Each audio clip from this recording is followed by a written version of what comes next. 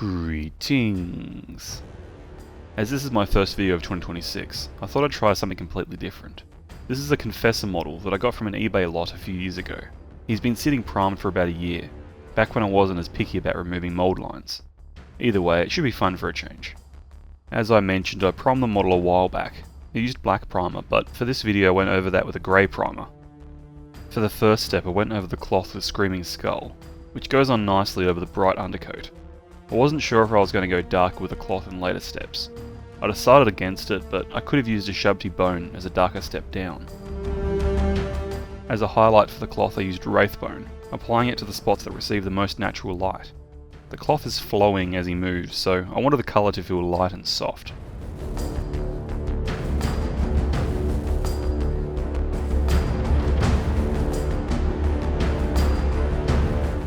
Onto the leather now, starting with Rhinox hide as a base coat. Nothing special here, just blocking in the various bits.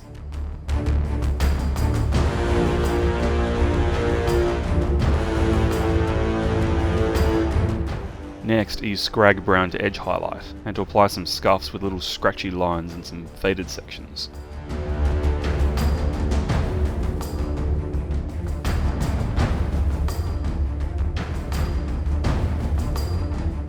Finally, Deathclaw Brown was used, in a thinner application to the previous coat. This was done to emphasise the various scratches and details that I did in the last pass.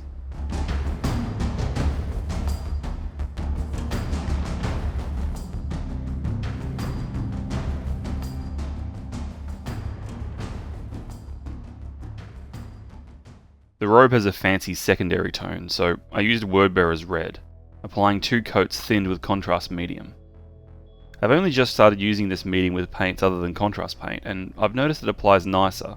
It flows further without drying out as quick. I am still testing it though.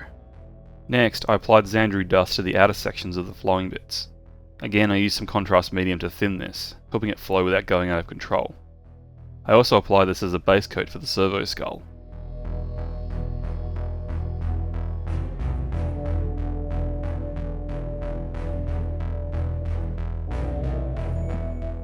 Sticking with the servo skull, I use Rakarth flesh as the next layer, building it up around the raised surfaces as a highlight. This mostly replaced the previous layer, as I wanted to distance the colour from the robes.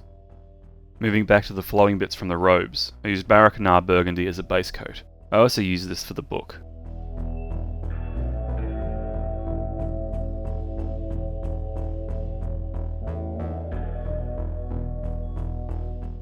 Next, I went over that with Vorbak Red, keeping the previous colour in the recesses. One of the cables for the servo skull was also base coated with this colour.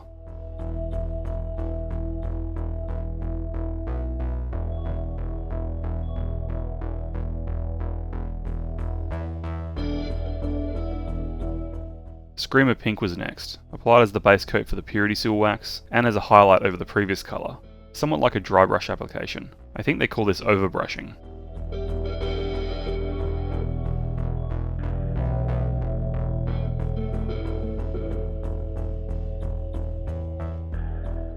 Finally, I used Pink Horror, edge highlighting the wax and the detailed pattern on the flowing bits of the robe.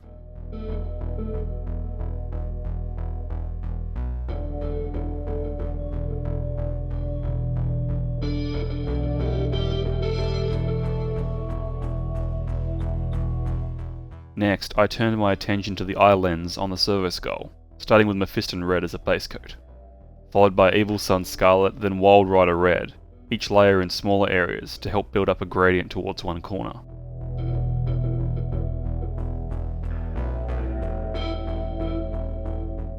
I briefly switched over to Squig Orange to paint some highlights on the red bits of the robes, hitting the sharpest edges.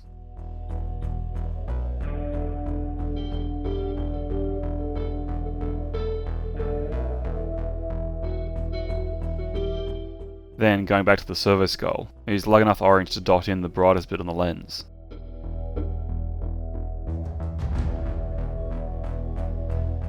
With the robe now pretty much done, I switched over to Abaddon Black to paint in the hard shadow areas, as well as the hilt on the weapon, the servo skull machinery casings, the hoses, and the seals on the headwear and on the book.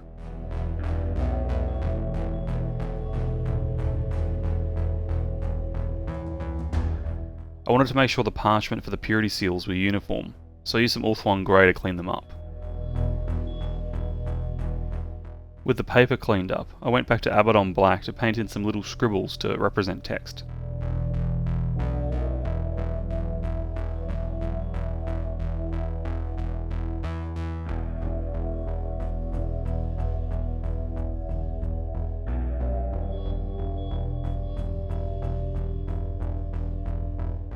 I switched to Evil Sunz Scarlet to paint an outline around the pages, and a big letter at the start of the second page.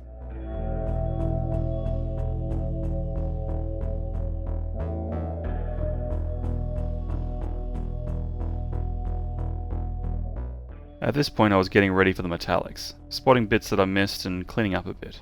I missed the base coat for the headwear, so I went back to Screaming Skull for that. Next I went back to Ulthuan Grey to clean up the bead necklace thing hanging from his belt. For the glowy thing on his chest, I went with Aethermatic blue contrast paint. I applied it all over the globe as well as on the crystal thing at the end of his power maul.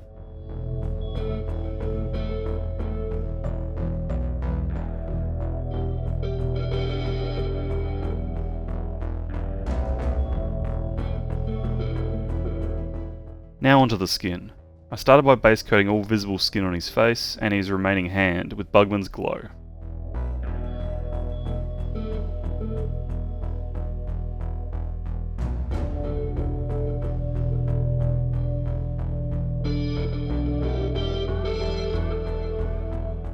Next, I used Cadian Fleshtone, applying it on the upwards facing surfaces with some emphasis on the eyelids and around the nose.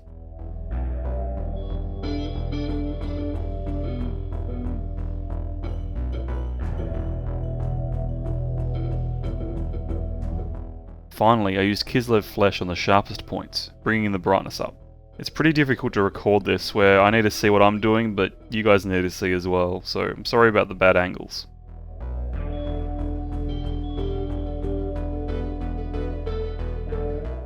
I applied a small dot of Abaddon Black for the eyes, then followed with Ulthuan Grey to clean up the tube going into his nose.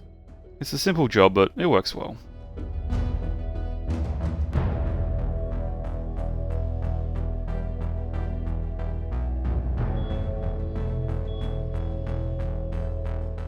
I then switched over to a Shabti bone to do some highlights on the servo skull.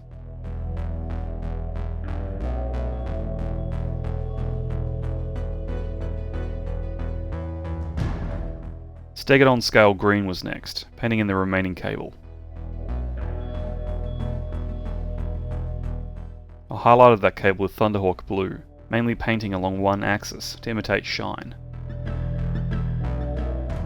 Finally, I did an edge highlight with Mechanicus standard grey over the black bits. I think it came out really nicely over the tubes.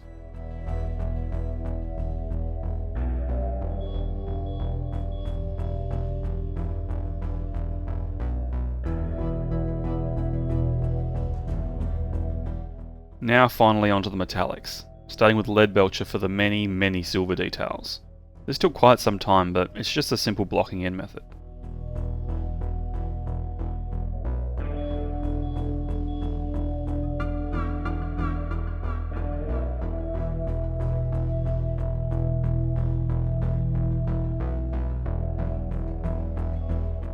Next I used Balthasar Gold for the visible cartridges in the Servo Skull's weapon, and the diffuser hanging from the chain around his belt.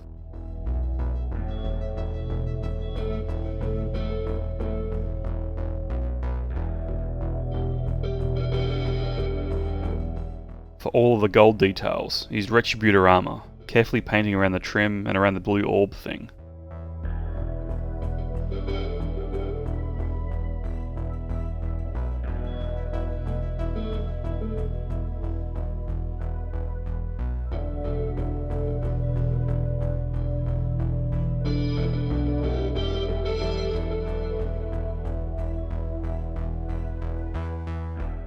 Onto some washes now, starting with Seraphim Sapia. This was applied liberally over the gold and bronze colours.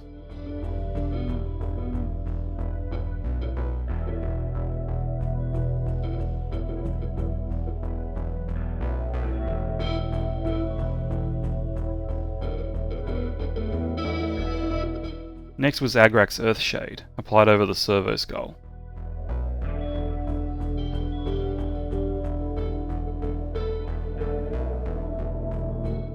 Finally, Nuln oil was used, all over the silver metallics and any white details like the paper and the beads.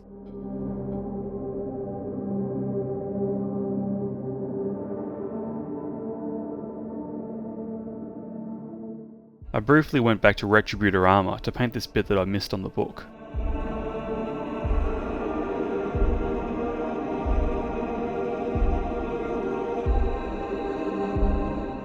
And finally, Runefang steel was used to highlight silver details and paint in little details on the servo skull forehead.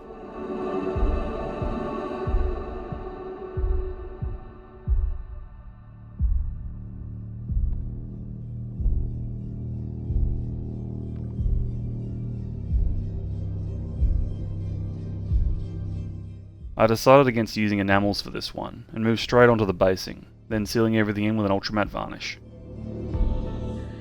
And here we have it, a Confessor from the Adeptus Ministorum. I really liked this one for a change of pace. There's a lot of detail on this model and it was looking pretty rough until the finish line was visible. I'm glad I stuck with it though, and I'm really happy with the outcome. The main thing I'm not certain about is the cloth colour. I decided against shading it, either with a darker layer or a wash of some kind, but whilst I like how light it looks, it definitely could have done with something more, as it doesn't look fully finished as it is. Another thing that I noticed is that the gold could have used an additional highlight after the Seraphim Sapia wash was used. I still use the old mixture of Seraphim Sapia, as my old pot hasn't run out yet, but it can seriously dull the shine. Perhaps it'd have a better finish with the new mixture, as the new mixtures are a lot thinner, and as a result shouldn't dull the paint as much. All that said, I'm still happy with the outcome. It'll go nicely with my strange assortment of characters that sit next to my Cadians. But anyway, I'll be back next week with another Space Marine video, so I hope you stick around for that one.